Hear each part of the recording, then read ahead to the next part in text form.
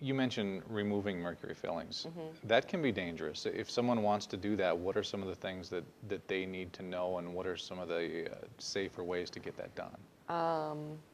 First of all, as I always recommend to all my patients, is to do your research. Don't take my word for it, because it's there.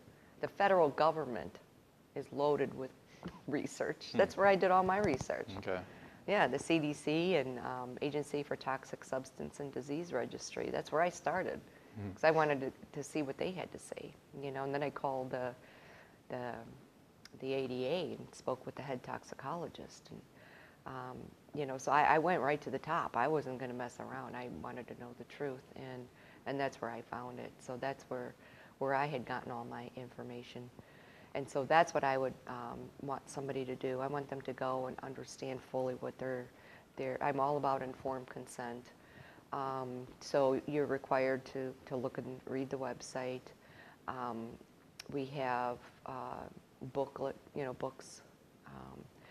There's a ton of books on the web.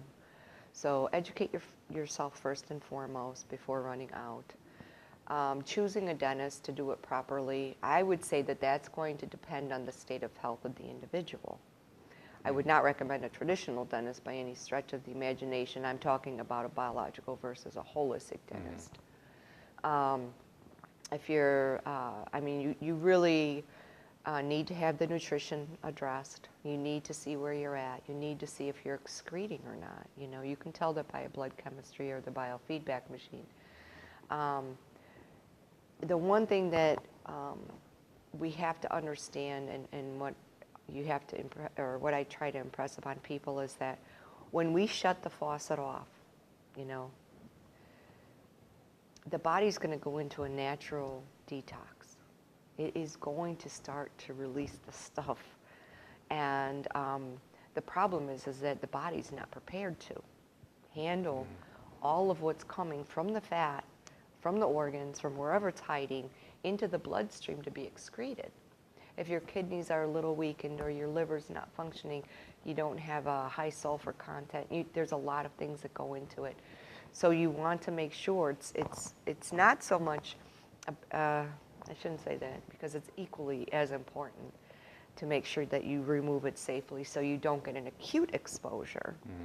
But I think start with the nutrition, one way or the other.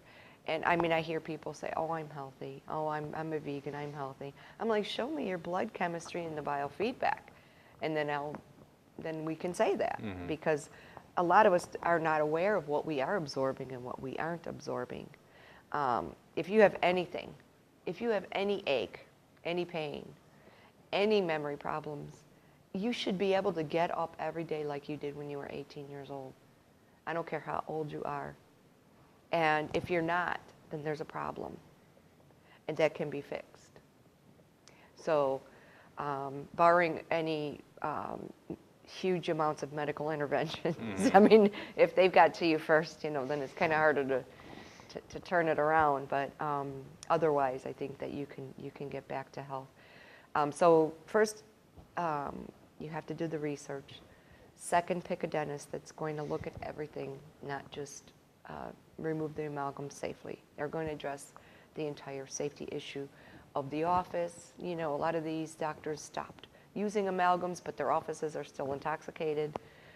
So just walking in there, you're getting a breath of fresh mercury, you know. So if they're not equipped with special suction that's venting it to the outside and the wastewater is being carried to a special container, I would choose to go somewhere else, because their office is definitely intoxicated, which is what I learned in my research too, because it goes into all electrical devices, your computers, your TVs. So the minute you turn those on, you get a burst of mercury first thing in the morning.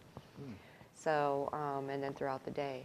And sitting in front of a computer dissolves mercury fillings. I mean, it's a tragedy.